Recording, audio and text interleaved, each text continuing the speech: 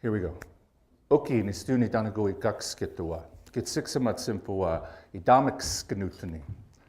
My name, my Blackfoot name, is Wounded Mouth, the name of one of my ancestors given to me by my blood tribe grandfather, Sikutsumi. And how the name system works in our culture is you receive 4 names throughout your entire lifetime.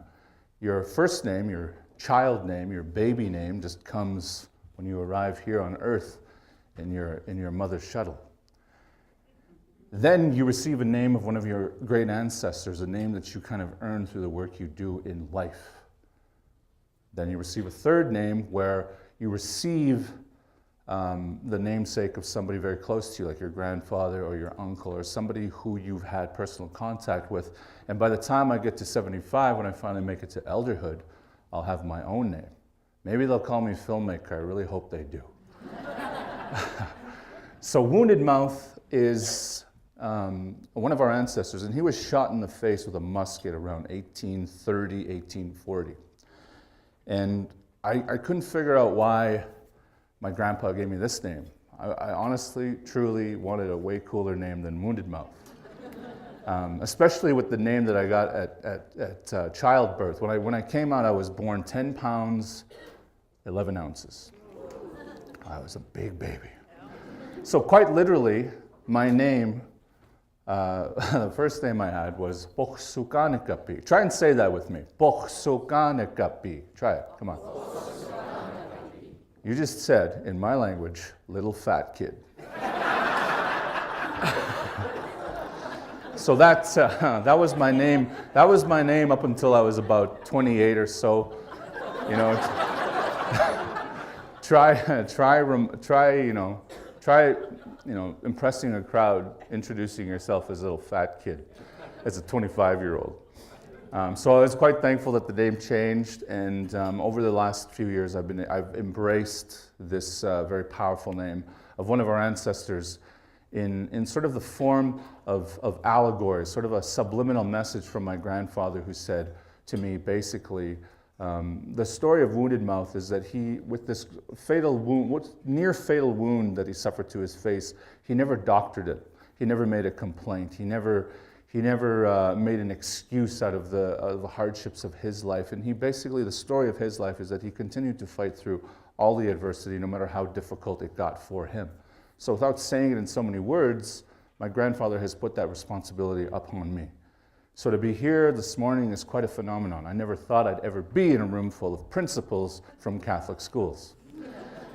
I was part of the Catholic school system in Pincher Creek. Anybody know St. Mike's in Pincher Creek? You know that school? That's where I went to school. I went to school at St. Mike's, Pincher Creek, right next to the Piikani First Nation where I grew up. And, I went through the whole process. I'm right there with you. You know, First Communion, I got confirmed. I, for one, really liked the bread. I looked forward to it. Some people said it was stale. I thought the taste is actually really nice. I really embraced it. I embraced all of it. And, we're talking about, we'll get to the residential school stuff in a bit, but my grandparents adopted the Catholic faith through their time in residential school. But the interesting thing about this is that where they were placed on the reserve, they're on the east side of the Piikani Reserve. If they happened to be on the west side, the Anglicans would have drafted them. So it was that arbitrary. If you were on the east side of the reserve, you were Catholic. If you're on the west side, you were Anglican. That's just straight up how it was. I don't know about you. I don't know really the nuances of the Anglican Church, but I'm glad I was drafted by the Catholics. Okay, so let's get into this. This is a photo of my grandmother when she was in residential school. My grandmother, Mary Ann, the greatest influence in my entire life. She was a true saint. This was a photo of her at St. Mary's on the blood reserve, and she, through her teachings and through her sacrifices, I really feel like a lot of the work that I do today, working with schools, working in the arts, working in education, of course, working in our communities. But the point of this, the reason I wanted to show this photo of my grandmother is because she did a lot for our communities, more than anyone ever could ask of any person. She worked at the Foothill Center in Fort Macleod. And the Foothill Center is a detox center for a number of individuals from our communities who were suffering from addiction and all kinds of violence, and they had very difficult lives, and they too were her peers coming out of residential school. They suffered all kinds of abuses, physical abuse, sexual abuse, and lateral violence abuse from their own communities. And what she did for me is she exposed me to the humanity side of the pain and suffering that a lot of these individuals faced by simply getting me to sit down with them as they were in their recovery process. For some of these guys, it would take them an entire week to dry out from a very difficult stretch of alcohol abuse and other drugs. So for me, what she did was she gave me access to people who were less fortunate. Here you go. Who were less fortunate and in a lot of ways have been cast out by society. So I would literally every other week, be a Thursday or something, sometimes Sundays, I would sit in the recovery room with all these mostly men, and I would eat Jell-O with them. And they would tell me stories about their lives. They would tell me the good times. They would tell me their triumphs as I was witnessing the tragedy of their life. So my grandmother, God bless her, through the 60 Scoop, some of you are familiar with this, she actually adopted over 40 kids, like a revolving door, to keep them in the community, to prevent the loss of these individuals from our communities. She did so much for our family, but I mean for our broader community. When she died in 1997, there were thousands of people that I had never even known she had affected. It was a huge funeral, and there were people from all over the country who came to basically honor the amazing work that she did. So in a lot of ways, I look up to her. I see her as an individual who set a bar way too high for me to ever come close to. This is a photo of the Anglican school on the reserve. This is the Cyprian school. A lot of the schools were designed in this exact same architecture. 4 stories. A lot of the other buildings were made out of brick. These ones were made out of wood, and they've since been torn down.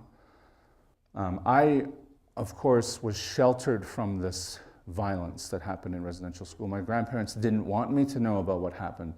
They felt in their minds that they made the sacrifice, they took the punishment at that time, so that I didn't have to receive that. So I'm like second generation removed from the residential school time that our family went through. And of course, for those of you who don't know, the last residential school was closed in 1997. Canada has not won a Stanley Cup since that time. So it's stark reality how recent this history is, and how the reverberations, the frequencies of that violence and that trauma are still very much present in our community. You see it in the statistics. You see it with incarceration. You see it with suicides. You see it with all of the statistics in education where kids are dropping out. I mean, it's 2017, and the statistics are still there. They're raw. They're not as extreme as they once were, but we can't be patting ourselves on the back just yet. There's a lot of work to do. There's a lot of misunderstanding that needs to be swept aside. The great Dr. Gabor Mate. Anybody know Gabor Mate? In the Realm of Hungry Ghosts. I highly recommend that book. He talks about epigenetics and how epigenetics are the scientific proof that intergenerational trauma is unavoidable. There's just no way around it. He uses the example, the Dutch long winter syndrome, where in, I believe it was 1941, the Netherlands had been sacked by the Nazis, and a lot of the food supplies had been stripped from all of the major cities. And for women who were pregnant at the time, their children in utero actually changed the genetic makeup of both the mother and the child. A lot of these children who were malnourished, who didn't have proper foodstuffs for their mothers, ended up having a problem with their thyroid. Their metabolism was all screwed up. And what ended up happening is that all of these children born in that window of time all suffered from obesity and diabetes. So it was literally their body switching off certain dials and power switches to adapt to the very threatening environment that was happening outside. And when they were born, every bit of food that they took into their system, all the nutrients and calories and sugars, was maintained, and they all developed diabetes. So with that type of trauma, and it's a reoccurring trauma, and happens again and again, and you have whole generations, all the way from the 1850s right up until 1997, that intergenerational wave after wave of trauma is going to affect you. There's just no way around it.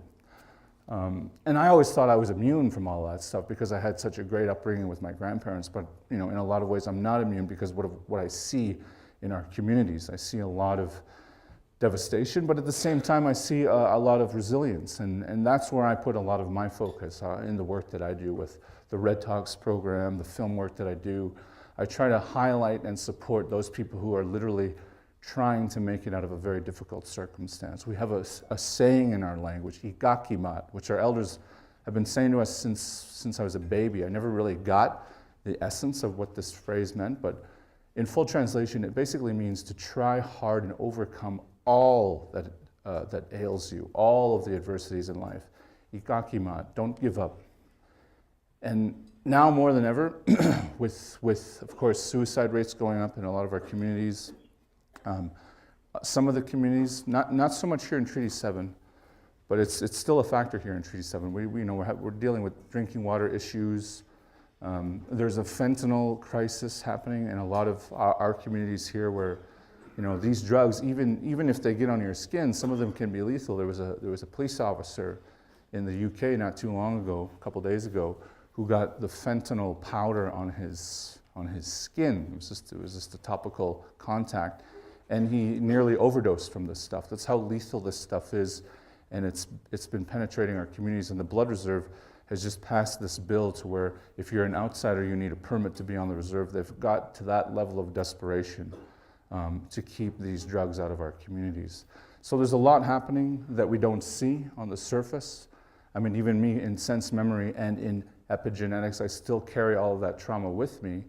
And what I have to do, what my role in my society is to check all that trauma at the door so I can sit here, keep my emotions dialed in, and articulate a message for all of you here today.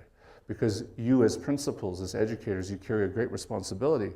You carry great gifts. To us, education and knowledge transfer is a sacred process. It's a ceremonial process. It's something that's been happening here in Kitokes, in our traditional territory, for well over 10,000 years. And I thank you for your work. There's little fat kid and Grandma Marianne. My head's the size of hers. Holy smokes. I think I'm only like maybe 5-6 months in this photo. 90 pounds. But I love showing this picture because when I arrived, she had stopped taking children into her home. It was 1979 where she saved this young baby, like newborn baby, right out of the hospital from being apprehended by social services. And she fell in love with this baby. He was a little boy, and what happened was his mother cleaned up, got her act together, and at about 7 months took the baby like right out of the home without notice. And she was allowed to do this because she had been doing background work with a social worker, and it absolutely devastated my grandmother's heart. So, with her own frustrations and her own lashback to this type of trauma, she basically decided not to take any more kids in because she was tired of, getting her heart broken with these kids being taken away from her. Fast forward about 15 months, this little guy shows up, eating everything in the house.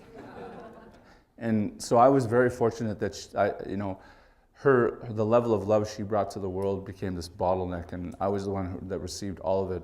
And I'm so thankful to receive all of that for 15 years up until she passed away in 1997. This is a really cool photo of, it's big, I think it's Easter Sunday, church day. And there I am, dressed for the award show. That's my sister there, and my grandpa, Paul Smith, who also went to the Catholic residential school in the 20s. And you know, growing up Catholic, like, I mean, I had no comprehension of the world around me. I was just so blissed out and so appreciative, intuitively appreciative of what my privileges were. I was not, I didn't grow up in a torn home.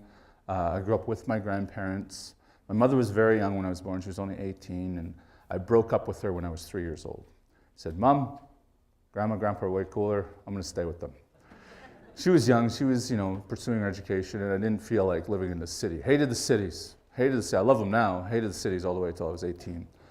But, you know, I really appreciate the fact that, you know, my grandparents took the value systems of the Catholic Church and activated them in our home. I'm very thankful for that. And I look at a lot of these old pictures when, you know, we're going to Mass, and I had no idea what was going on. I'll be completely honest. You know, when the priest went up and did the sermons, and we would, you know, go to all these masses and stuff, I had absolutely no idea what was going on. But I was a happy kid. I was a happy kid. And you know what? If there were more happy kids like that growing up in our communities, our society would be a much better place. But unfortunately, there are so many barriers that, you know, are working against us. Systemic barriers. You know, there are those epigenetic, intergenerational barriers that we don't even see. There's so much working against First Nation, Métis, Inuit kids that institutions really need to step up their game and fill in the gaps. And I'm so thankful that, you know, you're taking on the challenge of what the TRC is recommending. You're bringing a person like myself who shouldn't even be here. Statistically, I should not be here. It's a miracle that I'm here. So much was working against our communities going back pre-Confederation, going back pre-150. We had waves of smallpox that absolutely devastated our communities. Over 90% of our clan systems in our communities in the Blackfoot Confederacy alone here in southern Alberta, northern Montana, were wiped out completely by smallpox and measles epidemics. This is my Grandpa Floyd. He's a real character. He's a tough guy, one of the toughest people I've ever met. There's a really cool story, and I remember this day. I remember it very clearly. He lost his finger. He's a ranch kid. I mean, look, this is him and I on the ranch. And they don't call me cowboy because I'm some cowboy, it's just my name. My parents were both champion cowboy, champion cowgirl, barrel racing, team roping, that whole lifestyle. So they basically named me after what they do. I always tell people if they were plumbers, they would have called me toilet bowl or something.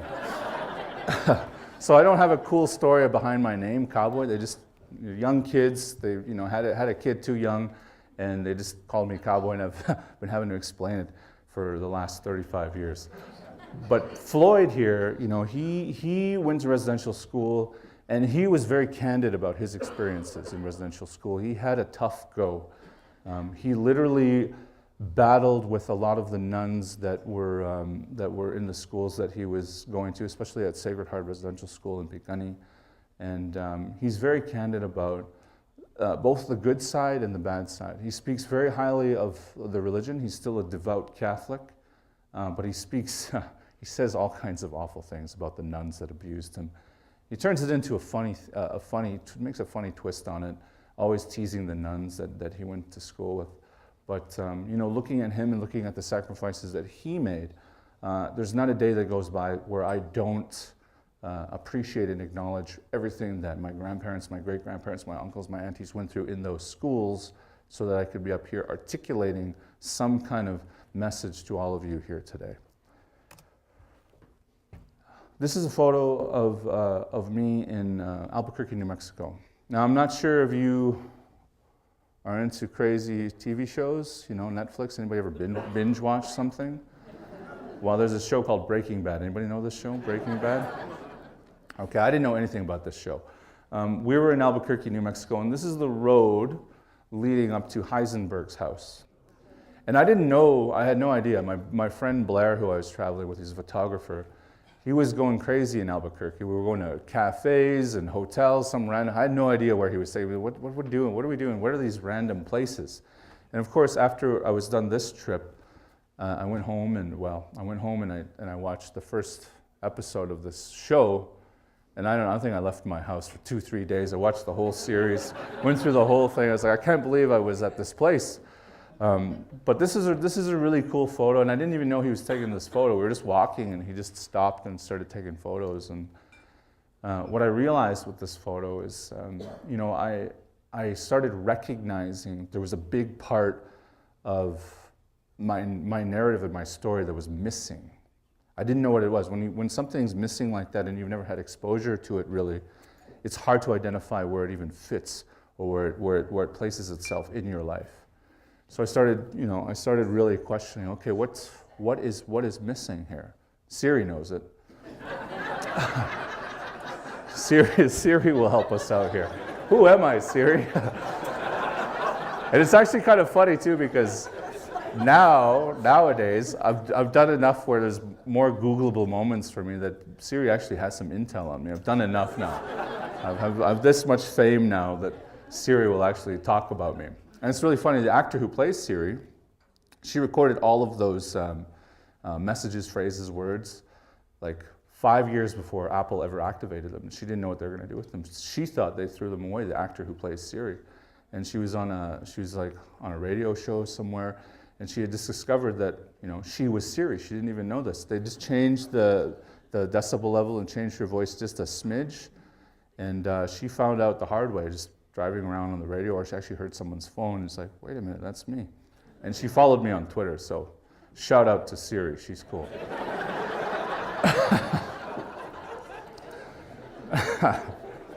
Thank you. I like Siri, she's cool.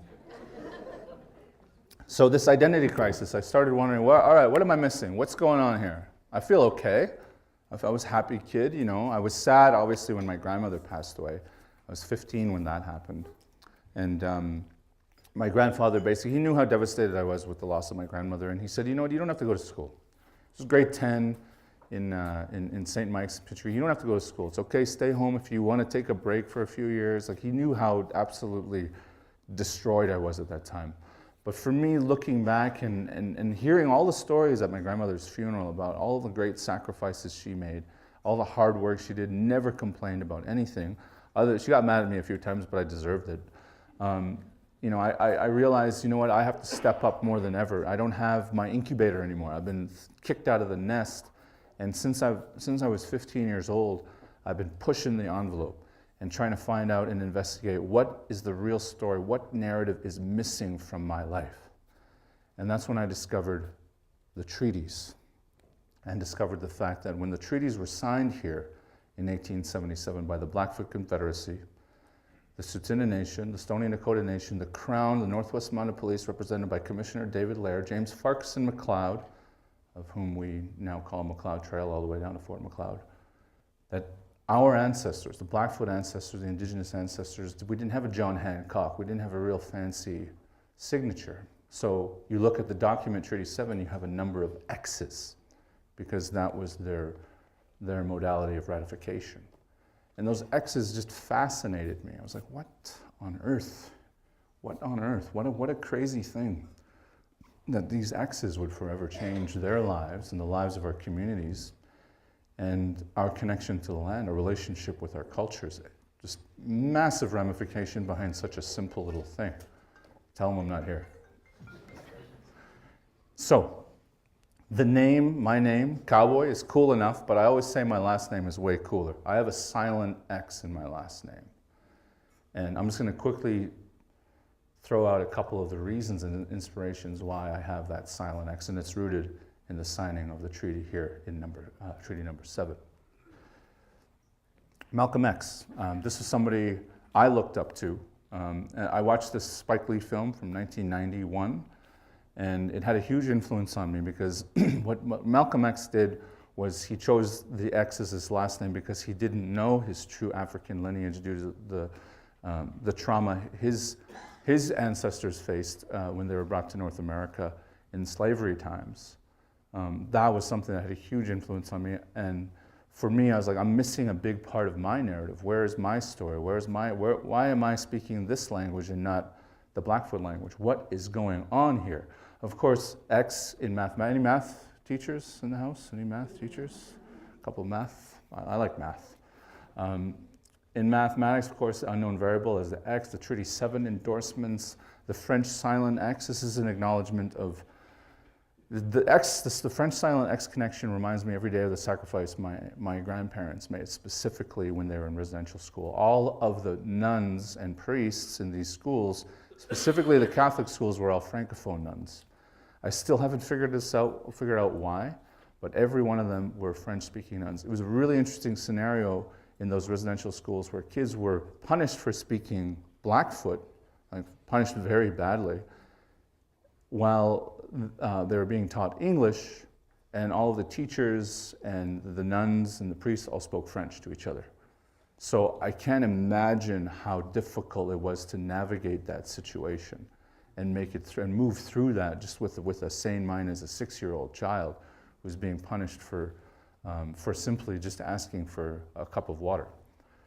Next up, the 4 directions. Of course, we have knowledge bases that come from the 4 directions. The 4 elements, of course, are key in a lot of our ceremonial structures. The XY axis, 2-dimensionality, the acknowledgement of it and the need to go beyond to the 3rd dimension, and so on. The sacred feminine, the rudimentary phallic shape that we see in allegorical imagery, hieroglyphic imagery that you see with the Egyptians, you see it with even with the Greeks, and of course even in our own ancient hieroglyphs, which predate the pyramids of Giza down in Writing on Stone Park here in Alberta. Anybody know where Writing on Stone is? It's a really cool place, it's a powerful place. It's a very powerful, it's a sacred place. Amazing ceremonies have taken place there. The frequencies of that territory, absolutely amazing. If you're ever feeling a little stressed out here in the city, this kid's driving you crazy, take a trip out and go speak to the land out there Writing on Stone. Wormhole, singularity of possibilities. Any science buffs in here? I'm a huge fan of quantum physics, quantum theory, gauge symmetry. I love all of that stuff. I think we're in another dimension, but that's another conversation. X as in a treasure map. Who didn't have a treasure map growing up? X marks the spot. X is the end game. X is you're achieving greatness once you reach that X and dig out the treasure from the earth. And of course, the X out, when you're basically crossing out, all of the barriers and dealing. Well, for me, I deal with an inferiority complex because of a lot of the racism that I faced growing up in southern Alberta, and of course, even lateral violence in my communities. Being cowboy, or being the Indian guy named Cowboy, very difficult circumstances. I mean, I was the butt end of so many bad jokes. I've heard it all: cow poke, cow poop, cow girl. Heard it all. Heard them all. Nothing new to me. Inestsi. Inestsi is the Blackfoot word for treaty. Now we're talking about capacity building and education. This is something I should have learned from day one. I should have learned that on September 22nd, 1877, the Blackfoot Confederacy, along with the Tsuut'ina Nation, the Stoney Nakoda Nation, came together in confluence at Blackfoot Crossing, which is just out here on the Siksika Reserve, not too far from Strathmore. And what happened on that day was all of the powerful medicines and teachings of the indigenous cultures of the territory were brought to the forefront. And the Inestsi ceremony was brought up as a modality of peace and kinship and harmony, symbiosis with nature. And when they brought the pipe, it's a pipe ceremony, the Inestsi ceremony. It's the peace pipe ceremony people always talk about, but in the Blackfoot context, of course.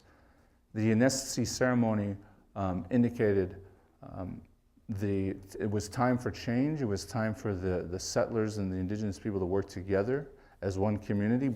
Chief Crowfoot himself adopted all the newcomers into the territory, henceforth here too with making us all family under the rule of those traditional protocols and semantics. So on that day when this treaty was made, we were automatically, as an entire society, made into one big family. So from the indigenous perspective, everybody saw that the Inestsi ceremony was taking place when the treaties were being signed. For us, the pipe ceremony is tantamount to a signature on a document. And when they saw Commissioner David Laird Farkas and McLeod, the representatives from the Hudson Bay Company, all smoking the pipe, taking in the responsibility and sending their intentions out, much like we do with our prayers, sending the intention out to the universe. That is ratification. They are now implicated in that ceremony and the pursuit and spirit and intent of the peace behind that, what that ceremony means, the harmony with nature. And on that day, it wasn't just the Crown and the First Nations. No, it was a treaty that was made and songs sung about the land, that we will protect the land, that we will protect the animals, that we will protect the bison, the Ini, who at that time were at the tail end of an ecocide, being wiped out off the plains, going from tens of millions, whittled down to less than 10,000 here on the plains. So we had a lot to make up for on that day. It was a celebratory day. Songs were sung that day. Exchanges were made. The first $5 treaty money was handed out. The Hudson Bay was there, and they sold their wares as well. It was a great day. The future looked bright. Everyone was happy. It was a good time. We were looking forward to sharing our stories as Indigenous people with the newcomers, telling them the stories of the land. Why is Okotoks called Okotoks? It's Okotok, which means rock.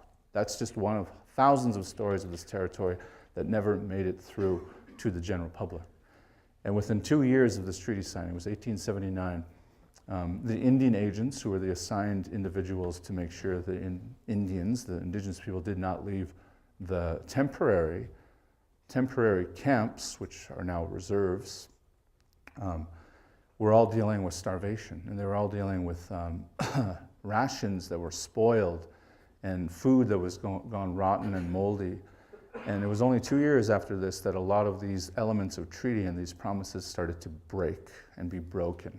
And within 10 years, the residential schools and missionaries started showing up. Children were being pulled out of their homes. All the while, my ancestors and my elders now today, we still maintain our end of the treaty because it's more than just a relationship between human beings or society, settlers and indigenous people.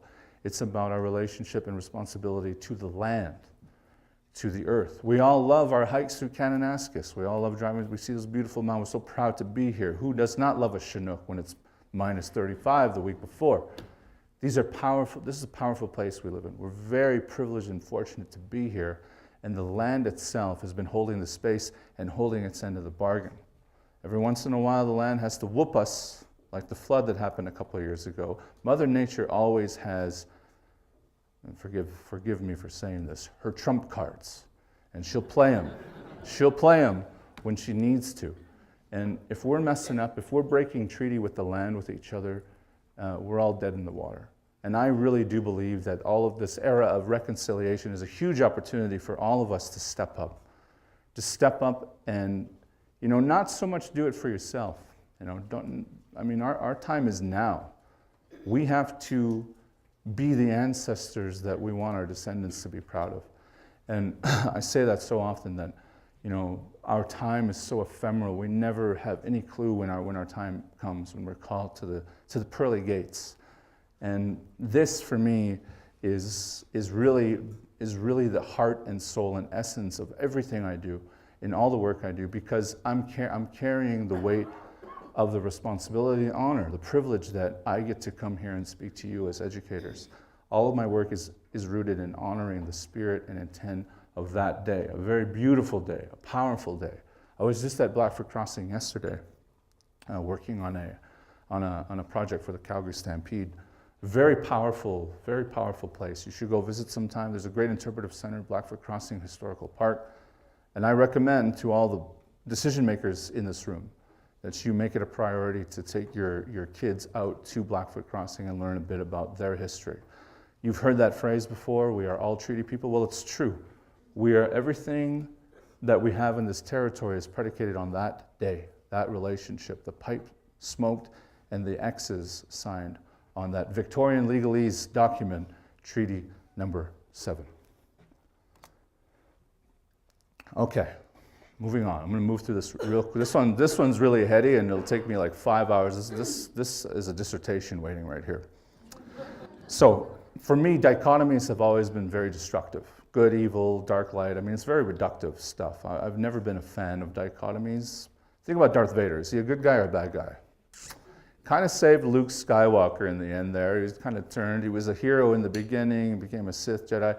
I always use that example with kids that I'm working with and say, you know what? It's all relative. It's all subjective. Who's good and who's evil. Therefore, the fundamental structure of those dichotomous elements need to be broken down. So everything I do with regards to composition in storytelling is about the 4 dimensions of narrative space. 2 parts time, 2 parts setting. Of course, period. When is it taking place? Duration. Is it over a day, or is it over a month, or over 5 years, over a person's entire lifetime? Location. Where is this actually happening? Setting. So the reason I'm bringing this up for you is it's about curriculum development. It's about the capacity building and the approach you're all taking to build lesson plans and teaching opportunities with the children you'll be working with. I think it's most important to consider the final modality of setting, the final dimension of these narrative spaces that we're creating for these kids. Remember, it's not just for First Nations, Métis, and Inuit kids, it's for everybody. Everybody needs to learn about these things. We're robbing our children if we don't teach them our true history. The final one is level of conflict, and that's where it gets really tricky. Level of conflict could be an intergalactical thing. It could be an interplanetary thing. It could be intercontinental. It could be international, between 2 countries. It could be between 2 provinces. It could be between 2 municipalities, 2 cities, 2 schools, 2 departments in the same school, 2 teachers. It could be between one teacher and a student. It could be between a person and themselves, and that's when we get to that level of conflict, the crux. That's where it becomes internalized. What is your narrative? What is your story? Where do you fit in all of this? You know, you're not simply just a conduit of this information. You are the story. You are Treaty 7. You are here living and breathing in the territory of the Nitsitapi, the real people. And when I say Nitsitapi, the real people, I'm not talking about Indigenous people. I'm talking about people who bring their heart and soul to the work that they do every day, whether it is in education, whether it's in science or health. So the levels of conflict are very key here, because once you get internalized, you got to start figuring out what is your motivating factor in all this work you do in education, your faith, your love for your family, your fears, your insecurities, all of that stuff that's inside of you. You have to navigate all of these things and know that these children are doing the same thing you're doing. They're navigating the difficulties and the circumstances that they face each and every day. So this is a huge opportunity. It's a huge opportunity for all of us to collectively align our intentions for good and right some crazy wrongs that have happened in our past. As Canada celebrates its 150th birthday coming up here, I'm looking forward to the next 150 years, because this last 150 years, we kind of missed the mark. But that's okay. We got another shot. And I think education really is where it's at. I work at Mount Royal University right now, and I've been activated to help them indigenize the academy. Now, what does that look like? I'm not sure. We've been doing little bits and pieces, and right now what we're doing is we're activating customized curriculum for the compulsory Indigenous Studies course that's going to be part of every faculty. So we're working on curriculum in mathematics, in science, in nursing, in business, in the humanities, in religious studies. We're developing customized curriculum for every faculty. So when a student comes to Mount Royal and they want to study even mathematics, they'll be like, well, what does the Indigenous Studies got to do with mathematics? And this question was posed to me by one of the math profs. He said, well, what about math? How do you apply this knowledge base to math? And I said, okay, there's a thing I've been dying to ask mathematicians for a long time. In 1877, we were given treaty money, $5. 1877. Average guy like me, looks just like me, nice, beautiful, long, flowing hair like me, real good looking like me. Got $5, 1877. I walk up on treaty day, walk up to get in line, go stand there, guess how much money I get? $5. I would love to see what the index on inflation is from 1877 till now. And if you were to index everyone's inflation from 1877 to 2017, that's crazy mathematics that that'll make my brain crash, you'll see an astonishing number of reparations and promises that were, inherently broken from the beginning. So there's so much to learn, there's so much to cover, there's so much work to do, but to me, I don't see this as a problem. I see this as a challenge that we can all step up to. I made a movie not too long ago called Elder in the Making. Anybody see this film? Who's seen this film? There's about, analytics show, about 11% of you have seen this film. This film last year at the Alberta Motion Picture Awards took home Best Feature Documentary. Yeah, no, that's an accomplishment.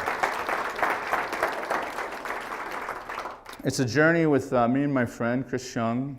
He's a Chinese Canadian, grew up he was a public school kid in Calgary, grew up here his whole life, born in Montreal, raised here in Calgary. His family comes from Taiwan. And he, much like myself, we had questions that we couldn't find answers to. And through this project called Making Treaty 7, we met each other. We're both filmmakers working on a theater project, so we're like, we need to take this great information and make a movie about it. And it took us a few years to pull it off. We made this movie. We suffered a great tragedy in that time. We lost some very near dear friends to us. Michael Green, anybody who know Michael Green? Michael Green is he was the artistic director of the One Yellow Rabbit Theater Company. They run the high performance rodeo.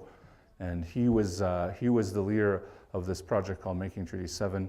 Narcissus Blood, my uncle, my mentor in the culture. He was a contemporary and a traditionalist, one of my heroes. The two of them tragically died in a car accident together just north of Regina in 2015. And this was in the middle of production for Elder in the Making. And so you'll see in the film where we have such great momentum, it's a beautiful film, it's a great story, and right near the end, this tragedy absolutely blindsides us. And we have to move through that as well in the final chapter. But I think we did it the right way. We went to our elders, we asked for their guidance, and they got us to the finish line. For those of you who have TELUS Optic TV, it's available on demand for free, no excuses. No excuses, I don't care how frugal you are, can't beat free. It's on TELUS Optic, it is in rotation on CBC. They play it in random places, and they don't even tell us about it. CBC, those cutbacks can no longer be an excuse. At least shoot us an email and tell us it's going to play it Saturday at 1 o'clock. And then also, if you really go deep into YouTube, I think you have to go to TELUS's page. You can dig through, it's also there. But we don't want you to watch that version because it's in chapters. That version is meant for kids. This film was obviously developed with the intent of to be used as a teaching tool. So it is broken up in 6 chapters. We do have curriculum developed in beta form from grade 2 all the way to grade 10. And your friends, I don't know if they're quite rivals, CBE, am I allowed to say that in here? I don't want to start a fight. I don't want to start a war. Is CBE okay? Is that a dirty word, dirty acronym? But I don't know how it works. I don't know if you guys are rivals or not. I know we love whooping the butts of the public schools when we at St. Mike's. Beat them in basketball and golf and leg wrestling. Beat them in everything. But they've really stepped up. I must say they've stepped up, and I believe they're activating our curriculum in over 100 schools next fall as a beta program to see if it's going to work. But we've developed the curriculum with Mount Royal University. It's ready to go. It's ready to be tested out, and we'll hopefully iron out all the wrinkles by 2018. So this film, I highly recommend you check out this film because this is really a great introduction. It's a very accessible film. It's loaded with information, and we've screened it well over 500 times across the country. And I always thought it's too Treaty 7 specific, but we screened it in Montreal with the Ganawage people, screened it in Haida Gwaii, I screened it in Chile, in South America, and every audience related to it some way, somehow, because it really is about the human experience in the midst of the rediscovery or reactivation of the true story of this territory, Treaty 7. So with that, I think I'm gonna break the plane here, and we're gonna start our break a little bit early because the next part of my presentation is a little interactive. And the question I'm posing to all of you is really, what does reconciliation mean to you? I want to know that. I want you to reflect upon that as you go get your refreshments, take your bathroom break, check in with Siri, Google a few things. Whatever you're going to do in this next, I'm going to break the rules here. What is it, 15-minute break? You're only going to get 10 minutes. Because that's what my teachers always, your break is now cut in half. So let's take a 10-minute break, and we're going to come back, and we're going to talk reconciliation. Thank you. I'm glad. I'm actually, honestly, straight up, full honesty, I feel a good vibration, a good energy in this room. And I hope all of you the wheels are starting to turn for, the possibilities of activating some of the things that I'm presenting and I'm trying to share with you today. I know this is a lot of information, a lot of story to consider, but I thank you all for having an open mind and an open heart to what I'm saying, because that really is much like electricity. That's how the conduit works. We need to be open to these ideas. We need to be open to the possibility, and we need to activate and acknowledge the responsibility that we all have. I mean, it's all of us. It's not just teachers or policemen or public service workers or the children themselves. We are all part of the solution. Therefore, we can solve every problem that lies before us. I do believe this without a doubt in my mind, 100%. So before we get into this next exercise, I'm just going to share with you a brief story about what you're looking at right now. You are looking at the logo for an organization that I run called the INESTSI Treaty Arts Society. INESTSI, of course, like I said before, is the Blackfoot word for peace, harmony, and of course, the trajectory of building bridges and moving forward together as a society. Oftentimes, for thousands of years, we didn't have courts. We didn't have a judicial institution in our societies. We had ceremonies, and these ceremonies, when there was conflict, were activated as a means to bring two parties together and go through the practice and protocols of these ceremonies and reconnect to the original intention, which is peace and harmony with our surroundings and each other. So the peace pipe ceremony of INESTSI, you can see at the bottom of the image, that is literally the INESTSI peace pipe. And the other images you see there, the circles on the outside, are literally a representation of the stars. And in our culture, in our ways, we acknowledge everything about nature, including the entire universe. The center circle, of course, is Natusi, the sun, the giver of life.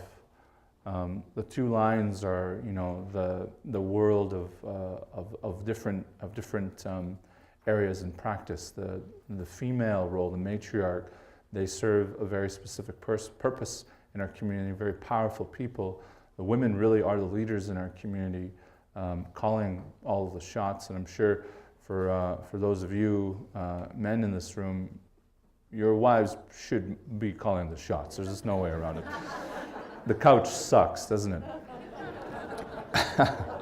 It's just inherent. I mean, women are so much more well-equipped, and I'm not being a sycophant here. I'm telling the truth here. Women are so much more well-equipped than us to manage, conflict and resistance. And men, we're just a little too fragile, I think. We need to toughen up a little bit in that regard.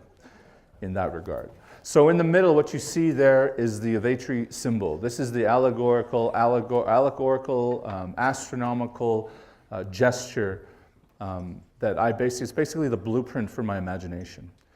In grade 3 at the Catholic school in Pincher Creek, St. Mike's, it was Mrs. Walknett's class, homeroom. We were given a really tough assignment, an assignment that blew my mind. It actually really shook me right to my core. It was right after recess, morning recess. We came inside, and we were told to bust out our pencil case, our art supplies.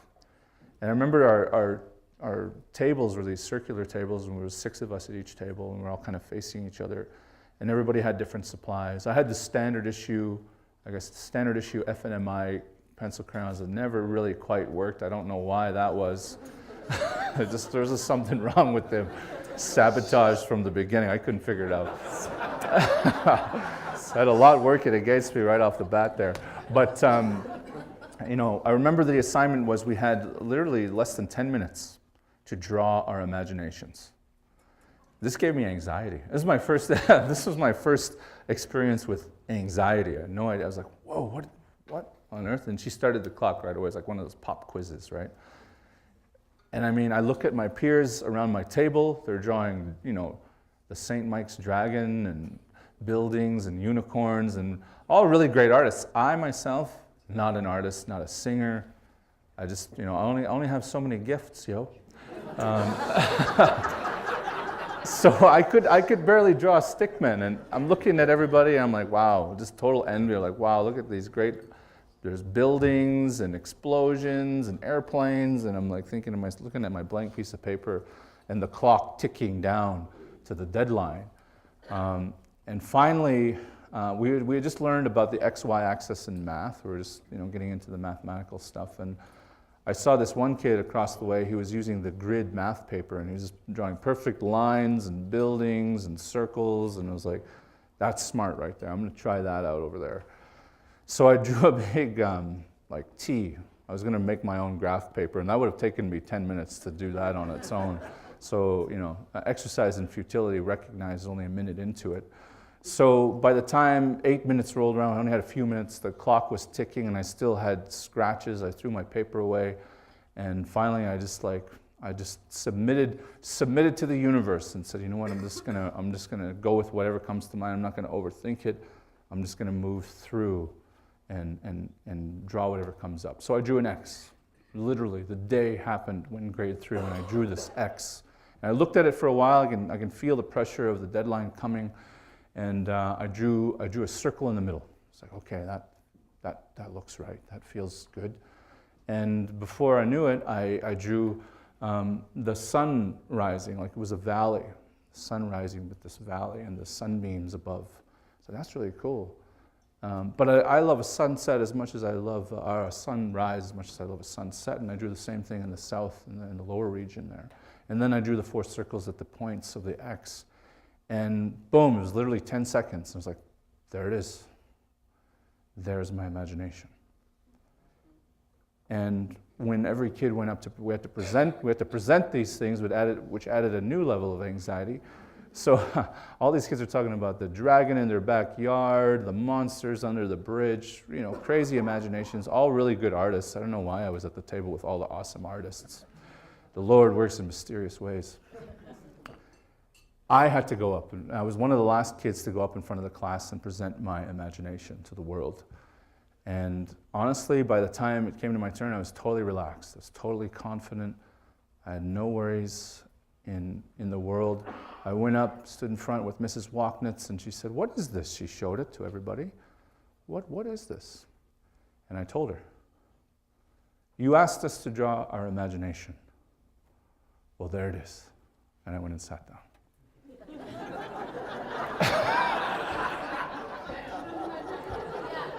And if I had the knowledge and articulation, I could have said something like, yeah, it's like the neuromuscular synapse in our prefrontal cortex. That's literally me coming up with something in my brain. But no, I really felt like I was onto something, and I doodled this thing right through elementary into junior high, and I had a connection to this thing, and it was literally a gift from another place. And of course, I always say, our imagination is the nexus between our spiritual existence, the spiritual realm, and our physical world. And that nexus is where the magic happens of imagination and creativity. And you have to be imaginative and you have to be creative when you're dealing with a lot of the things that I'm dealing with our communities, with reconciliation. What does that even mean? What on earth is this term that we've just recently heard in the last 20 years? So everything I do is rooted in the symbiotic flow between all of these elements, the inesty, my responsibility, keeping in mind the next 7 generations and all the work that we have to do, all of the hurdles we in this room jump over, all of the space we make for the next generation. We're doing this essentially inherently for our kids, our grandchildren, the next 7 generations. So all of this is accumulated and articulated with one visual image, and this is the Inesty Treaty Art Society logo, which, of course, the actual design of it was drawn out by one of our elders, who is a board member, one of our board members, Peter Weasel Moccasin, who is also the leader of the Sacred Horn Society, a sacred Sundance society in the Kainai Nation. So I wanted to share that with you visually. This is what reconciliation looks like to me in one image, in one frame. I often shoot 240 frames a second in the films that I create, but this is one frame, this is one memory and motion that activates everything about the important work that I do, but I'm not the only one here. You're a part of this narrative as well, and we need to support each other in that. So, I mean, I think we're all thinking a lot of the same things. We all have different challenges, you know. Everybody has that one really negative story. Everyone has it. A really negative story about an Indigenous person they had an encounter with. And, you know, there's a lot of rage in you, or there's a lot of misunderstanding, or there's a lot of like, why is this a reality? Why are these people or that person acting in such a way? And, you know, I'm trying to articulate the massive, copious bundle of emotions and experiences in this presentation. But really, what I do with everything, whether it's a film, a presentation, a Red Talks program, whatever it is only one step. And we have a long hike to go. And I can't carry the burden. Indigenous people can't carry the burden. We've been carrying the burden for 150 years in this country and then some. We need help. The Blackfoot word is spumokit, which is please. With all my heart, I need your help. And that's what our kids need. That's what we need to do for each other, and that's what our society needs, is we need to help each other out. And I can sense it in the room, you know, the help is there. There is another hand on the other side when we reach out for help.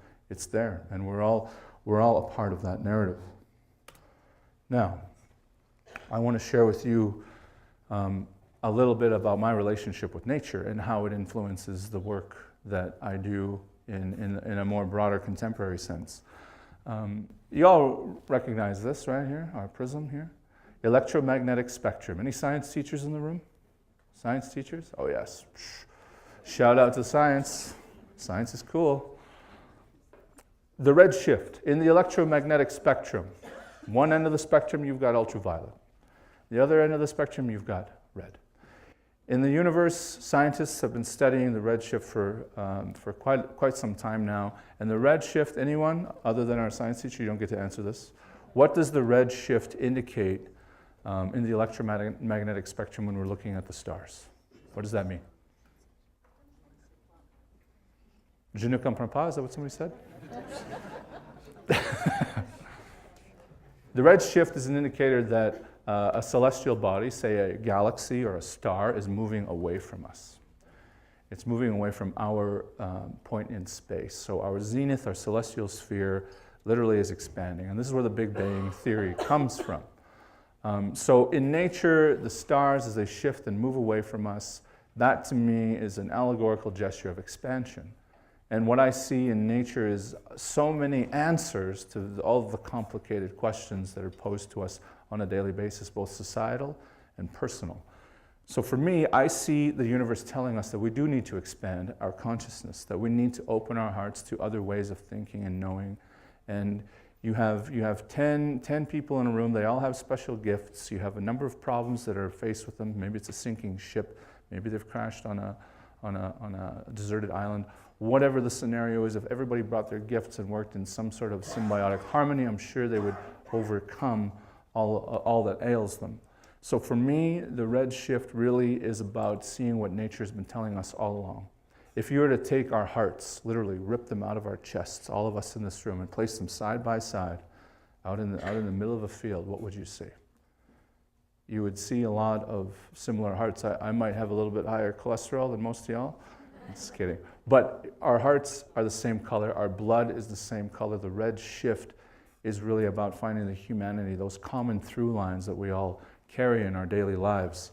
So for me, I knew right away that the call to action for me was a call that was inspired by nature. And when I was working in the downtown east side of Vancouver, a very difficult part of the world, a very tough place for any person, especially a young Indigenous person, I started this program when I was working with the Knowledgeable Aboriginal Youth Association in downtown Eastside, a film called Vital Knowledge, where I bring a filmmaker in with their documentary, and we'd have a panel of elders and leaders in the community, and we'd have a discussion about whatever film we were presenting. And those discussions, those Q&As and talkbacks lasted 2, 3, sometimes 5 hours.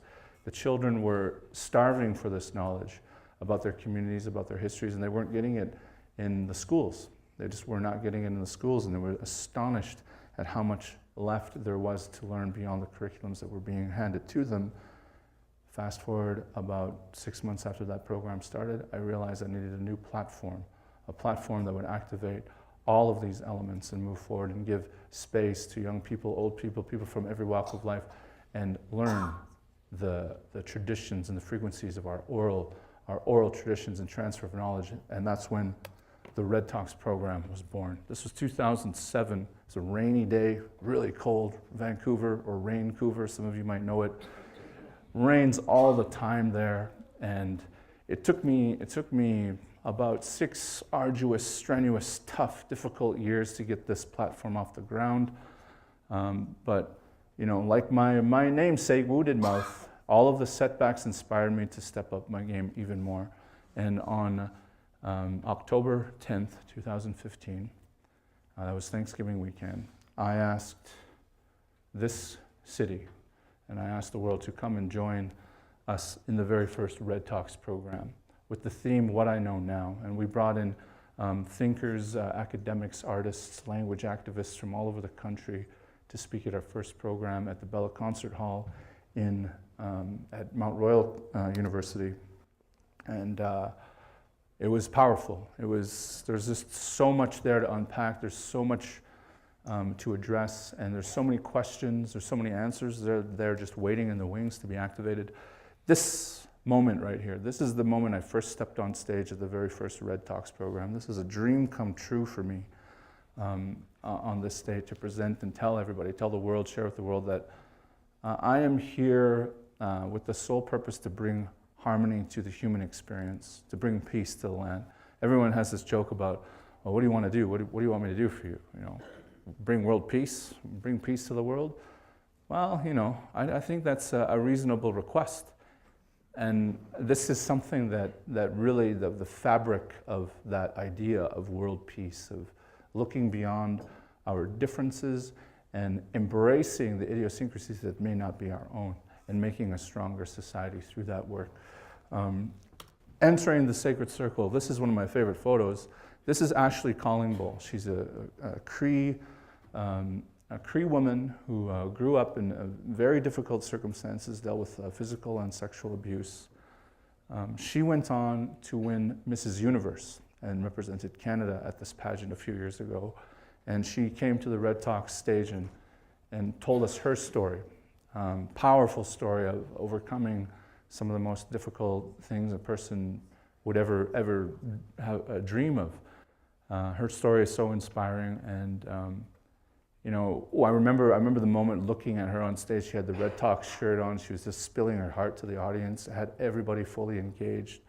I was like, this is it. This is what I've been trying to do for so long. This is the fabric of what I'm trying to do. Going beyond reconciliation, understanding that in some cases conciliation was never established. And we have in our work that we do as educators, as artists, as creators, as thinkers, is we need to establish that first point of contact for reconciliation and not even have to deal with the conversation of reconciliation. If everyone honored the treaties from the beginning, going all the way to the Haudenosaunee-Truro Wampum, way back before the Royal Proclamation of 1763, I think we'd have a very powerful nation. A nation so powerful that a character like Trump would have never even come to existence. So when I see this, when we do these programs, I'm so proud, I'm so honored to be a part of this and to be one of the catalysts in all of this. I don't take any credit for the work that I do. I cite my grandparents, I cite my ancestors, I cite my peers as really the inspirations behind all of the work that I do. This is a photo of the entire group of speakers at our first show. I love this photo because I get to see the weight the weight fall off my shoulders in this photo as I'm presenting these speakers on that day. And it was a powerful moment where we had youth, we had elders, we had our allies. Non-Indigenous people are welcome to come and speak and support us in this journey. If there's a doctor out there that can help us assess the diabetes pandemic we're facing in First Nations communities, I would gladly welcome this person to be an ally in this work that we do in every single program. Partnership is so very important. You know, we need partners. We need to activate each other in all of this work. I just want to take this opportunity to make a huge shout out to the primary partners that I work with the Red Talks program. Of course, Mount Royal University, that's where my office is. I'm never there, but I love how they've embraced my message. They've embraced what I've brought to the circle. It's a hard thing to articulate what indigenization means. It's such a strange concept because you have an established institution, established bureaucracy and policy. And how do you navigate through all of that without disrupting the flow of said bureaucracy, said institution? I think the best way to do it is to not only consider what you have to place upon, which is the indigenization process, but what you have to activate from below. And that is the frequency of the land.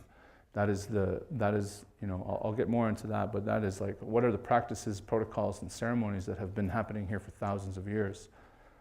One thing that happens in a lot of our ceremonies is in confluence is procession. The grand entry, it reverberates this at contemporary powwows, but procession, grand entry, crossing a threshold from one world to another is a ceremonial process that we've been doing for thousands of years in Indigenous communities all around the world. So this last year, fall semester 2016, I proposed to the orientation committee that we have a grand entry where we bring singers, elders, dancers in, and as all 2,500 students gathered in the gym at Mount Royal, we blessed them, we prayed for them, we welcomed them.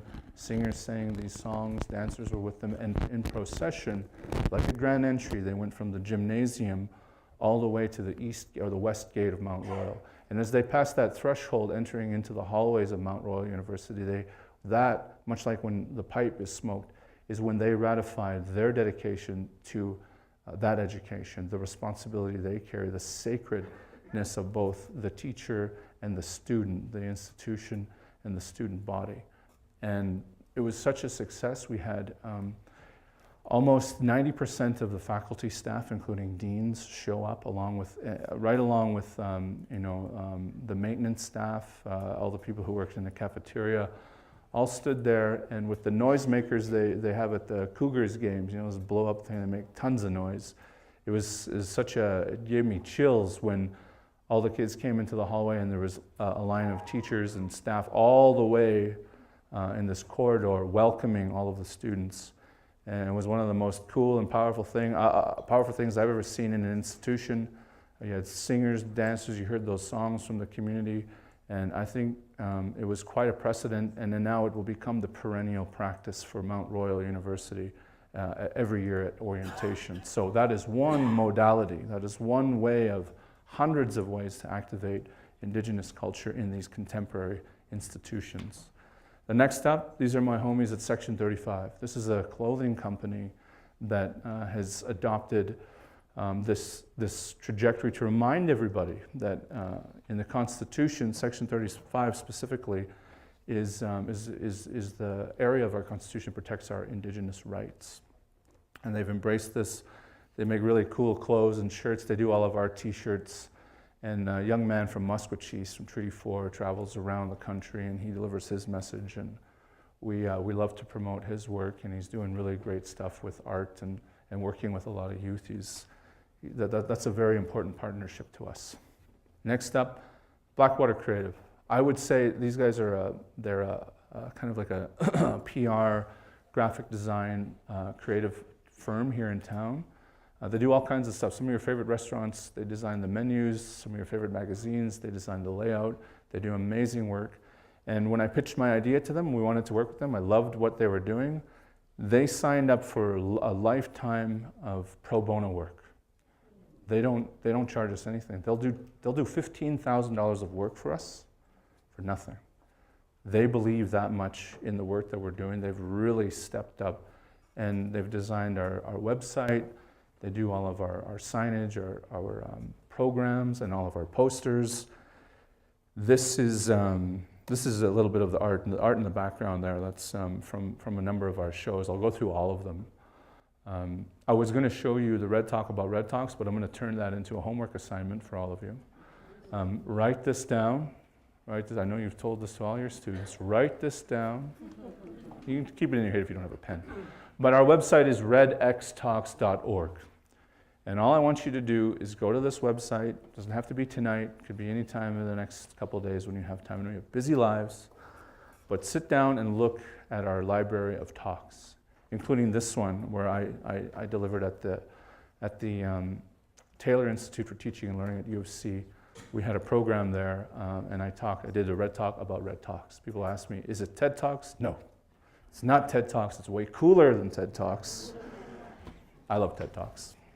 And we actually presented at the TED conference in Banff last year to, I believe there was about 60 curators from around the world. And we now have invites to work with their communities. We've got invites to Singapore, to New Zealand, to Perth, Australia, Johannesburg, Norway, all over the UK, all over the United States, Rio de Janeiro. And we've accepted all of those invitations, and we will, over the next 4 years, once we're still just a baby organization, once we get once we lose the training wheels of our organization and we really get going with administration, we will be sending teams of curators and people, designers, workers to all of these countries to put on these Red Talks programs. And of course, RED, much like the Red Shift, is in the spirit of a number of things. RED is an acronym. R for resilience, E for empowerment, and for all the academics in the world, because they can be a little fragile too, we threw the word discourse in there just to have fun with them. Resilience, empowerment, and discourse, and of course the same silent X that I carry in my last name exists with Red X. I transferred it over to them, to the program, in the spirit of the four directions, in the spirit of understanding what the unknown is, in the spirit of the treaties that were signed with those X's. That X as a symbol, it means so much. It means so much, and it activates so much in all of the work that we do. So your homework is to go out there and watch one of the Red Talks. At every show, we don't do intermission. Intermission, TED does intermission. We do intertribal. And at the intertribal, we activate one of the primary frequencies of the land is the foods, indigenous plants, medicines, indigenous foods like bison and venison and moose meat and quail, and not this territory, other territories, salmon and duck and whatnot. So we always bring indigenous foods that are from the territory to our shows and our constituency.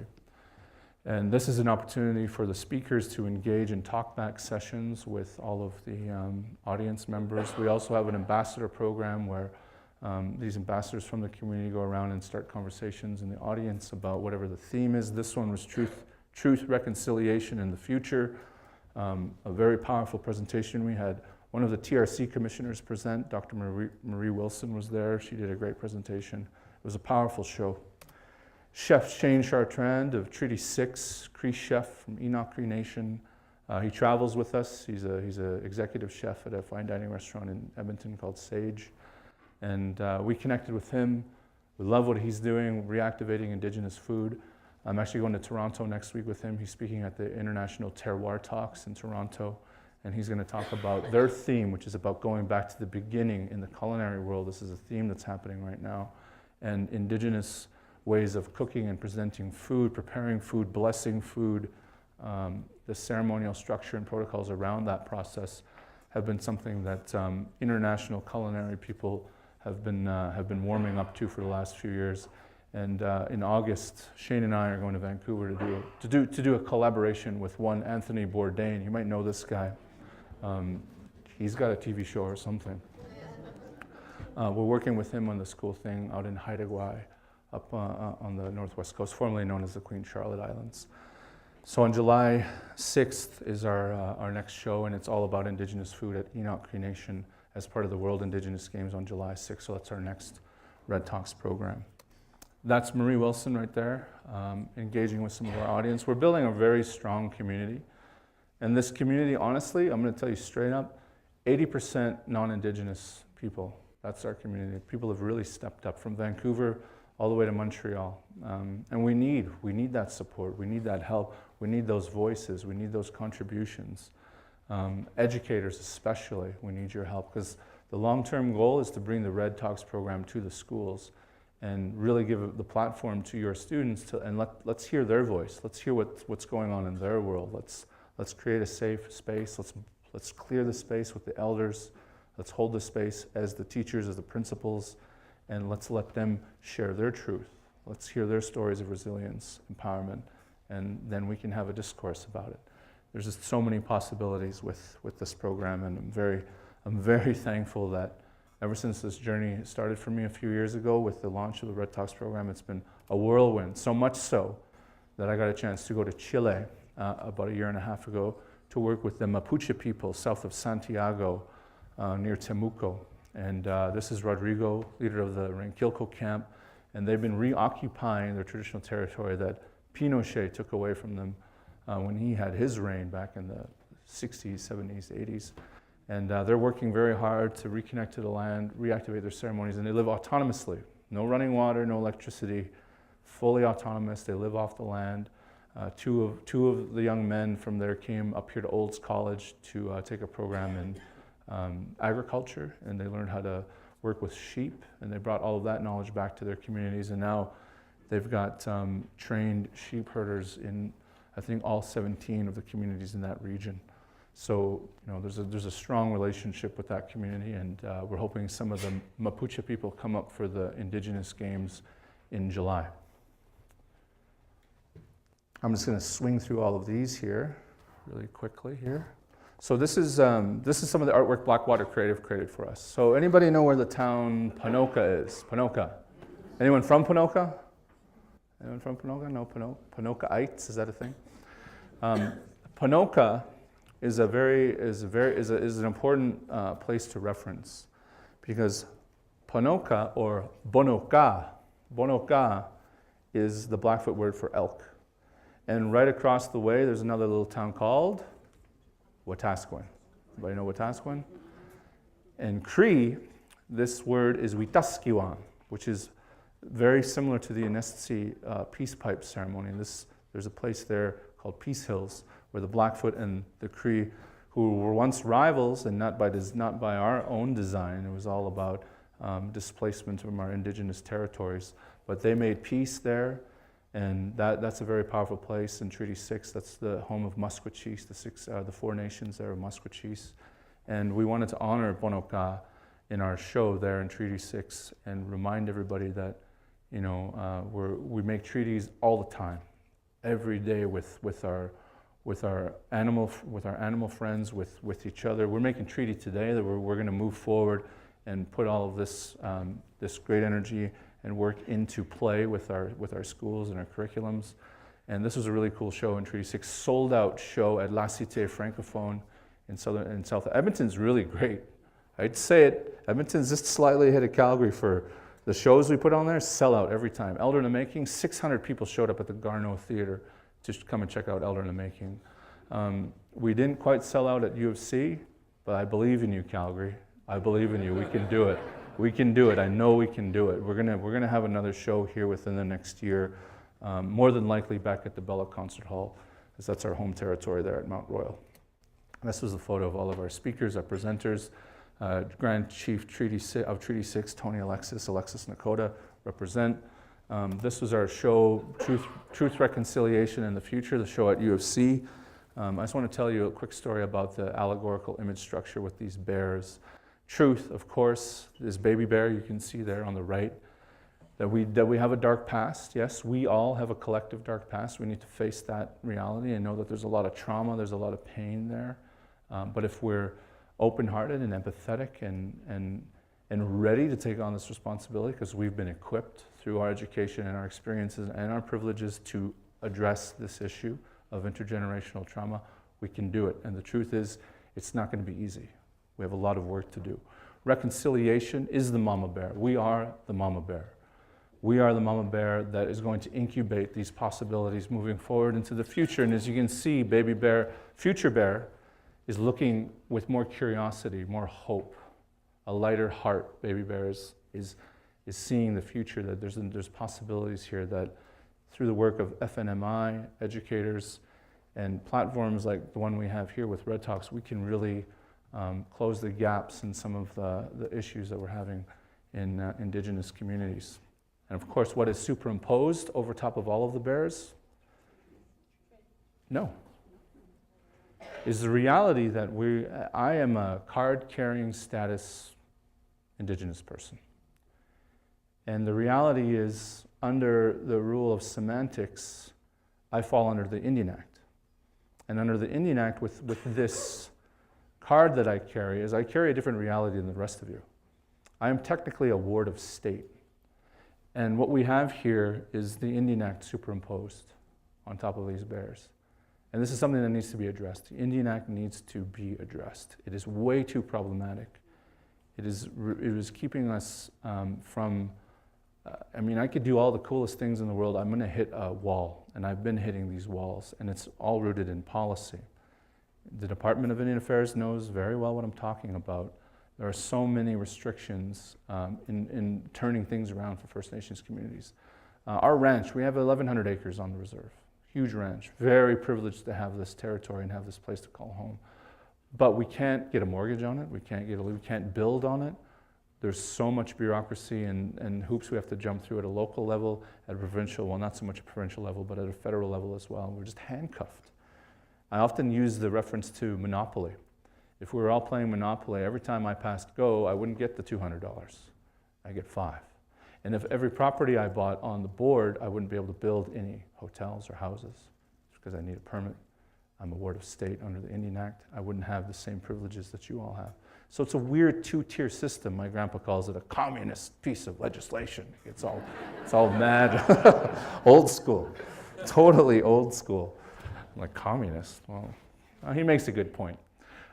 But we have so much to unpack and get through, and really, I mean, the most help we need in this work is from the educators. We need your help so much. And I'm so thankful, again, Howard, thank you so much for bringing me here today. This is a phenomenon to me. This is so wild. This is wild that I'm here, sitting here, telling you about my dreams and my vision and the work I do. This is crazy, especially, you know, the fact that I went to a Catholic school myself. I always felt like at the bottom of the rung, the lowest of the low in those schools. It was just a weird reality to grow up with. But people liked me. People liked me simply because of my name or the bad jokes I told in class. This is a cool photo. This is all the speakers. Dr. Marie Wilson, Dallas Goldtooth, who's at the front line of the resistance camps at Standing Rock. He's a member of the 1491s. Melina Labucan Massimo. She lost her sister to murder, one of the many missing and murdered Indigenous women in this country. Nicole Robertson, a leader in media, that's Dr. Marie Wilson. One of the TRC commissioners, Erica Lee, I'm a huge fan of Erica. I strongly recommend you watch Erica's Red Talk. She's one of the sharpest thinkers. She just graduated from U of S, and she's doing her master's at U of T. And she's also my co-writer of my next film. Dr. Esther Tailfeathers, who works both in the Fort Chipewyan community and the Kainai Nation. She's from our nation. She's a relative of mine. She's seeing the front line of what the oil sands is doing, tar sands is doing to those communities with the cancer rates going up. She's a doctor who flies in and out of those communities, and she comes home to the fentanyl crisis. She goes up north, it's cancer. Comes home with fentanyl crisis. She's a saint. She's doing such great work. Her Red Talk is also amazing. She gives you a very clear and stark view of what's going on in both of those communities. Here's something really cool and positive here. This is really awesome. This is the Buffalo Treaty.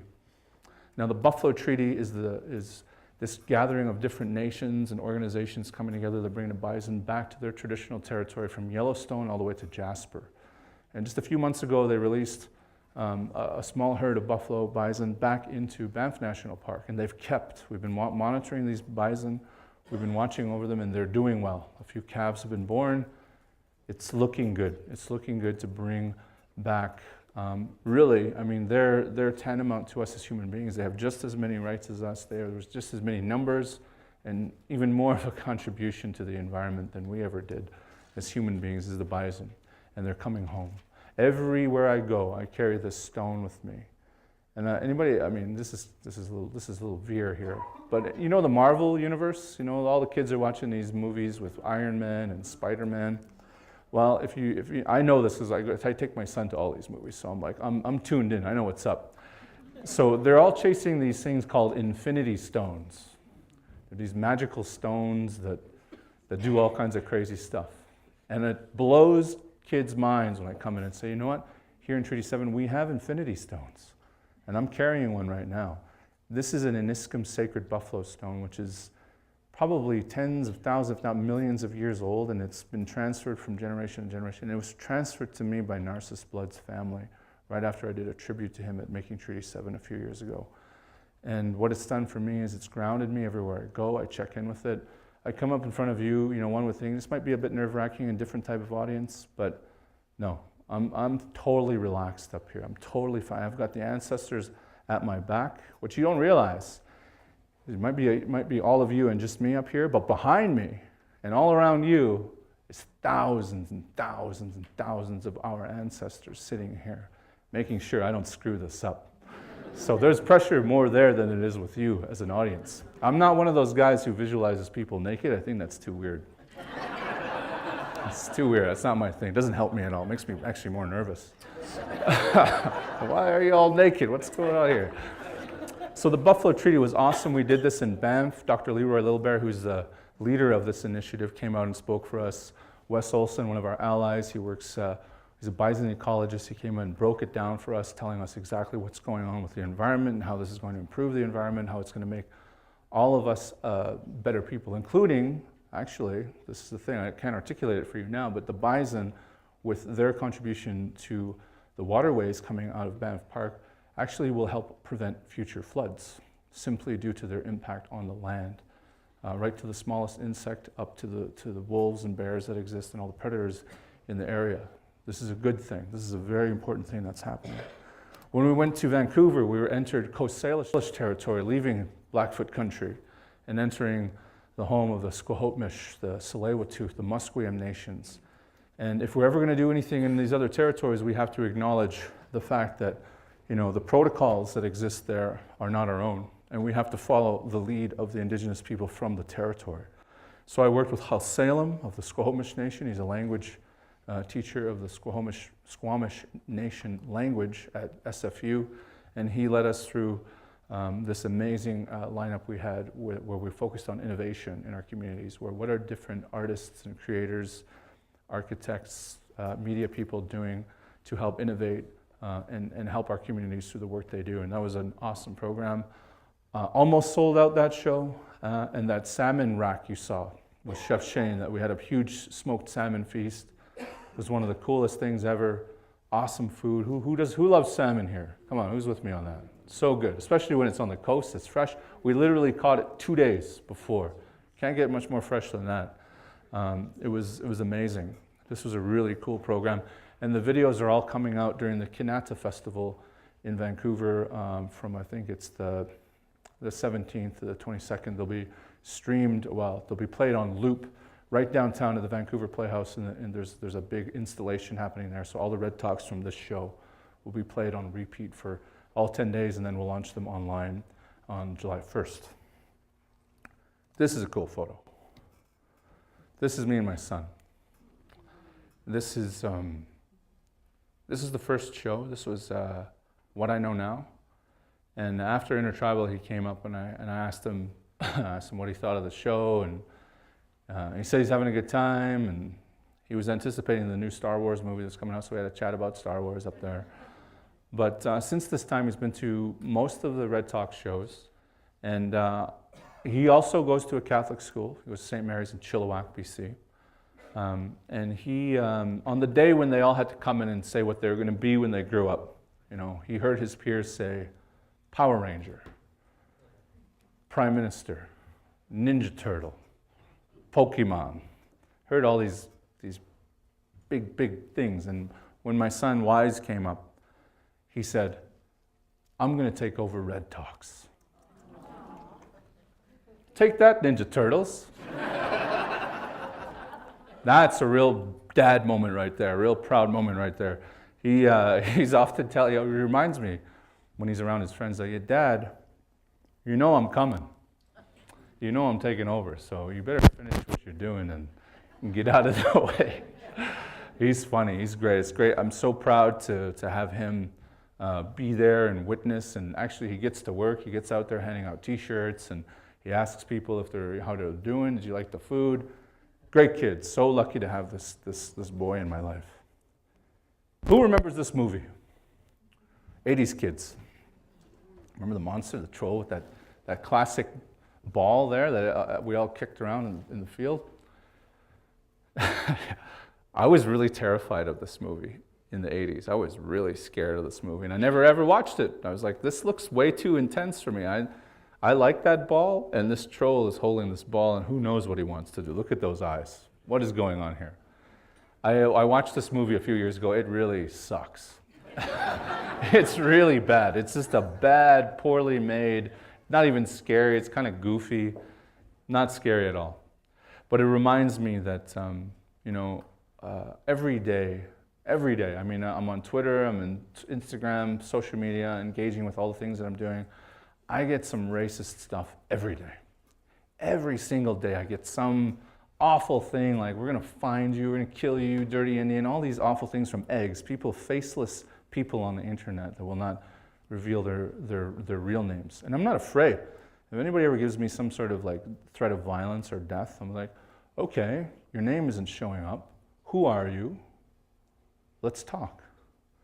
And if you're firing bullets at me, I guarantee you, just like the Matrix, I'm going to fly back and dodge every one of those things because I'm not afraid, and I can't be afraid. There's no time for that fragility.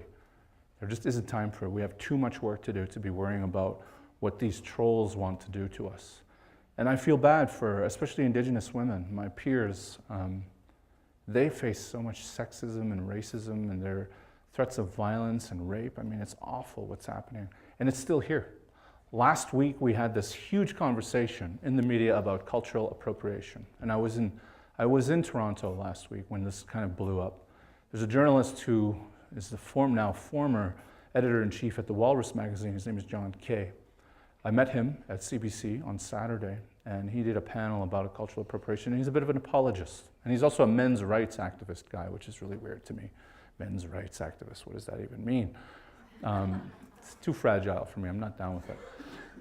So there's this huge conversation coming up about who has the right to talk about what.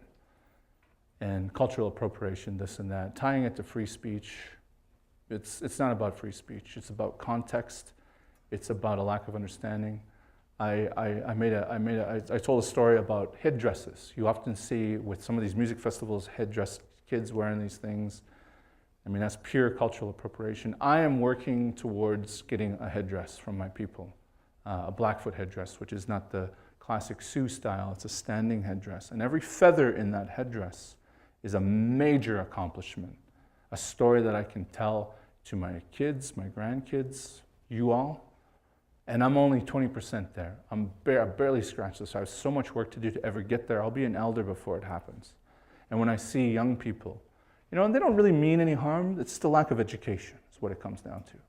When I see them running around, prancing around with these headdresses, when I see the Washington Redskins fans get all dressed up with the drums and the red face, I mean, it's for me, I'm cool. I mean, I've dealt with that my whole life. I'm fine. But when my son starts to recognize the disrespect there, that's when I think my frustration and anger starts to tune up.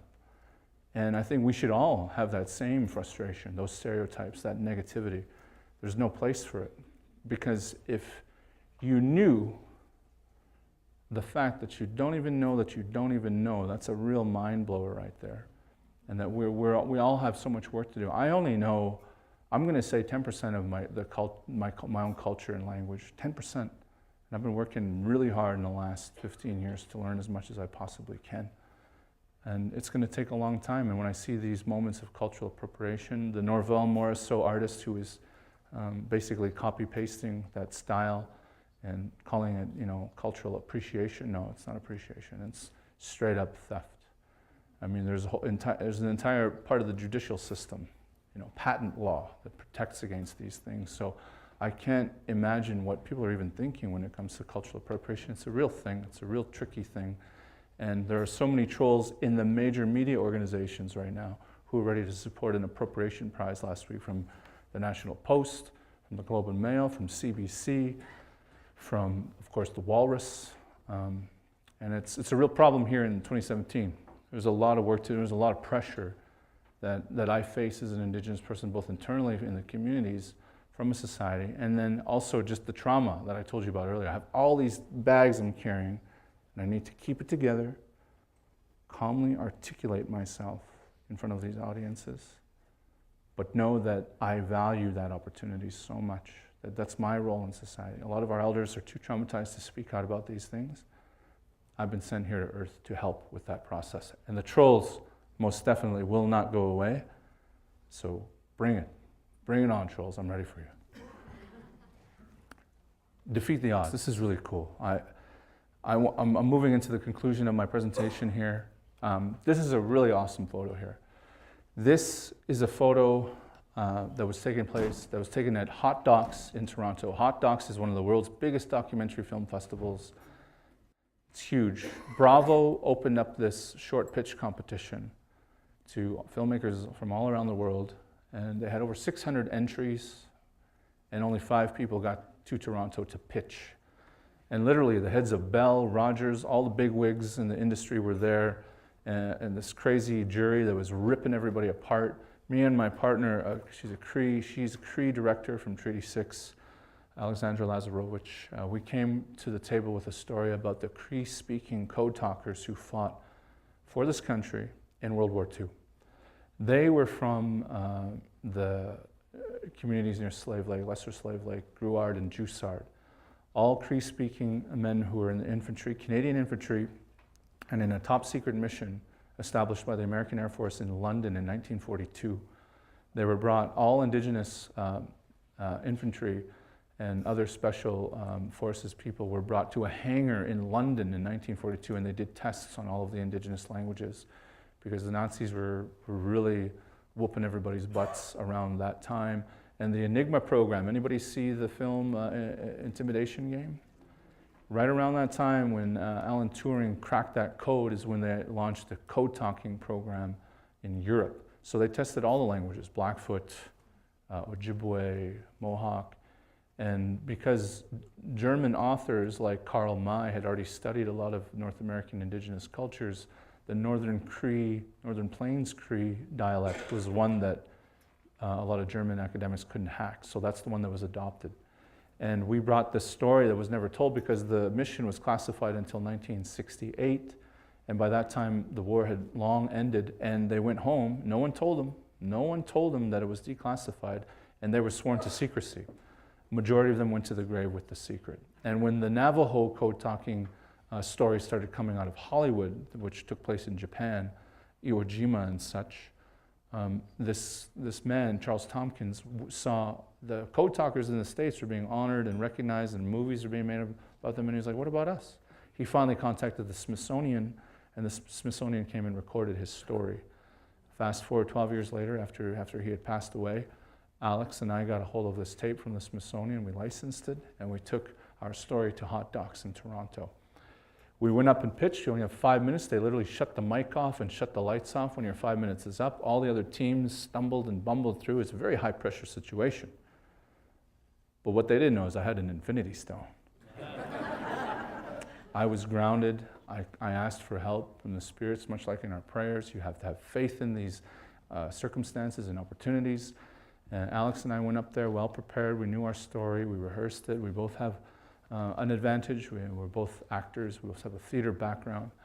And we went up there, the last ones to pitch, and it was just high pressure. Everybody got ripped to shreds. We were the 5th team to go up. We're like, all right, let's just do it. We're here now. We have nothing.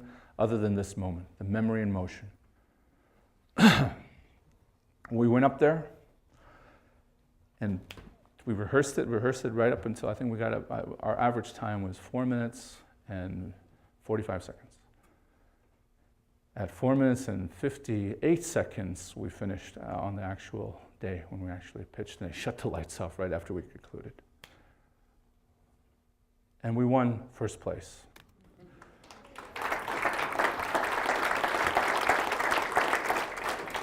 We won $30,000 in a contract with Bravo, and we went on to work with Ontario College of Art and Design University, their research chair and their team, and it took us 14, 15 months of intense research to try and find these documents. And we finally found them through some help at a number of other universities that we got connected to. And our errors and omissions insurance cleared, and the story was confirmed by both the U.S. Air Force and the Canadian military. We moved forward, made the film, and it's been doing great. It just won another award last week at the Northwest Festival, and it's on Bravo. If any of you have Bravo, it's now starting. It just started last Monday in circulation, and it is about the Cree speak. It's a short film. It's only 15 minutes. And it's a powerful story about how the frequencies of the land, indigenous language, the Cree Nehiyaw language was used to help protect this country and to fight off the evil forces during World War II. And these guys still to this day have not been acknowledged by either the American military or the Canadian military or government. And our next Red Talks program after the Indigenous Foods program is in Winnipeg on National Aboriginal Veterans Day, which is not the 11th of November. It is the 8th of November, and we're going to put on a Red Talks. We're going to bring the surviving brothers, the Tompkins brothers, to Winnipeg. We're going to show our film, and we're going to push this government, this federal government, to finally recognize what these individuals did for this country. And the ancestors as well. I often look at this photo. This is a really cool photo. Talk about squad goals. These are my ancestors at the Sundance ceremony. This is the Horn Society. These are the medicine keepers. These men carry the songs of our ancestors and the stories that will help any one of us. I hear about therapy all the time in the United States. Everyone's in therapy, right? These stories and the ceremonies are powerful, powerful medicines from the earth, from the land. When you hear indigenous people speak, you are literally hearing the land speak. And that's why language is so very important. English, French, these languages come from another place. There's just no way around it. That's why these languages are so important. When I say, "Oki nistuane koki kakskitua, gitsiksumatsimpua," it's the cadence of it, it's the flow of it. That's literally the earth, this earth. Your favorite place in Crescent Heights, the coolest place in Cardston, that awesome walk along the river, Red Deer, that's the land, all the land, speaking through the language. And we need to save these languages, and I hope this is something you consider as educators, is to activate some sort of language program. And not just Blackfoot for this territory. We have a large representation of Cree and Nakota, Dene people in this city. And it's powerful. It's powerful to speak, to let the land speak through you. And I feel it. Every time I speak the language, I feel the land like reverberating. Pop quiz, everybody. You all like pop quizzes.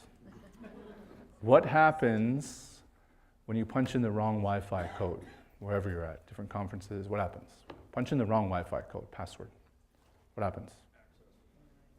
Access denied. Perfect. Nothing happens. Access denied. Full stop. The frequencies of the land, the ceremonies, the prayers, the blessings, the stories, all of these are the Wi-Fi codes of this territory.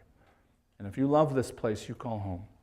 You will embrace the invitation that was given to you, your ancestors, all the settlers of this territory 140 years ago on September 22nd, 1877. That treaty was an invitation to come into the circle, to learn about the history of this land, learn about the stories of Okotok, the sacred rock. Napi and the rock, that's a crazy story. You should all know that story. The stories of the buffalo, You know, the stories of the star people, the stories of the ancestors, these great coups that were counted abroad. The Iron Shirt family, that name comes from one of the scouts who went down to Central America and defeated a conquistador and brought his armor home. And that he became Iron Shirt, and that family has a powerful name and a powerful story to tell. So all of these works are for the ancestors. I honor them. I'm so very thankful for them. I have all the motivation in the world. Funny kid. He's making fun of me that whole day. He said, Chicago Bears lost. That's my hat, Chicago. We're both Chicago fans, so Bears got blown away and he was poking fun at me. He's a funny kid. What's next? In conclusion, I want to tell all of you and invite you all to this year's Calgary Stampede.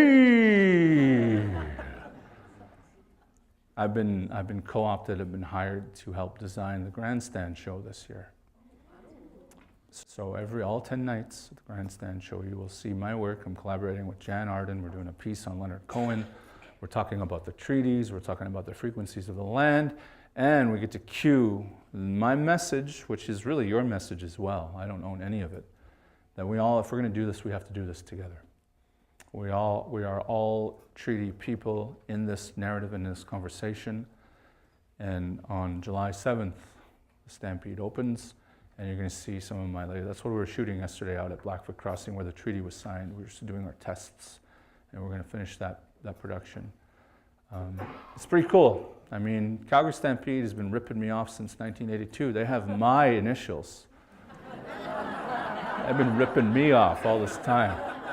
I'm finally getting them back. It's my show. What are you guys talking about? No, it's awesome. What a great group of collaborators. Awesome team of creative people over there, and they've really embraced my message and what I'm bringing to the table. And Calgary Stampede is going to be the coolest. It's going to be now the coolest outdoor show on earth now that we're adding some of these frequencies of the land into that big grandstand show. I'm showing you for the first time the new Red Talks logo. Subtle change. Subtle change. I'm trying to distance myself from the TED people. I like them. I love them. I want more of them. But we really need to start defining our own space. And this new logo is about the 4 directions of knowledge in the past, the resilience, empowerment, and discourse of now, and the knowledge bundles of the future. Those 2 X's are a hearkening back to the time of zine writers in the Beat era, where they would identify as straight edge people with 2 X's around their signature. At all of our shows, we have no drugs or alcohol at our events. They're safe family gatherings, and we want to create safe spaces for not only our speakers, but all of our constituency. And we're launching this new logo in a few weeks with our new poster for the ILN Condor, which is an Incan prophecy where the sacred feminine, which is really everything about nature, Mother Earth, and the industrialized world, the patriarch, the masculine energy of our existences here, coming together, finally back together in harmony, in symbiotic flux. And that was a prophecy by the Inca people who built that beautiful place, Machu Picchu in Peru. They're great visionary people. And the Eagle and Condor is the theme of our show, and we're going to have some of the best food from all over Alberta, from some of the best cooks and some of the best cooks from around the world in indigenous territories all over. You're never going to find a crazy, like authentic indigenous spread where you have a Scottish dish next to a Somalian dish, next to like a traditional Cree and Blackfoot dish, next to some of the beautiful salmon of Haida Gwaii. It's going to be the greatest culinary event ever. Ever. I'm going to say that next week at Terroir Talks too. I'm not afraid to say it. That's one of the headdresses that stand straight up. Noirfoot Collective, this is something I'm working on with TELUS. We're going to help train filmmakers in both Alberta, BC. Really cool opportunity for a brand new student, first year grad, and somebody who's established in the industry. We're bringing everybody together. My next big documentary is about crowdfunding. I'm working with Indiegogo and Kickstarter, and of course our friends at TELUS as well. They're my new best friends for film production. This is a story, or this is a photo of a youth conference that I ran in the Kainai Nation with the Child and Family Services. We return every year to do this youth conference. It's a 4-day crash course in all things media and creativity. And we just signed a deal with the Banff Center to bring this conference to the Banff Center and open it up to the entire nation. And last but not least, Spumukinan, and thank you all, help us. And how do you help us? Watch the videos. Hit us with a like on Facebook if that's your thing. Twitter, Instagram, we're all over the place. Share one of the videos, share with your friends, watch Elder in the Making, look out for Cree Code Talker. It's simple. And guess what? You can eat popcorn the entire time you're doing it. So with all that, I thank all of you. Howard, thank you so much for believing in me. I need people that, give him a round of applause. If it weren't for Howard, I would not be here. He's been a believer. He's been a believer, not so much a believer, but a believer in me for a long time, and I really appreciate the connections he's made for me in the Catholic School Board. And I thank you all so much for holding the space for me today. We have a lot of work to do. It should be exciting. It's a nice challenge. Don't think of it as a burden. We're privileged in this opportunity. And I'm going to hang around briefly if you have any questions. I know we don't have a formal Q&A period here, but I'd love to engage with you, and Howard and I are going to go for a nice lunch. He promised me I'm going to hold him to it. So with that, thank you so much. Thank you.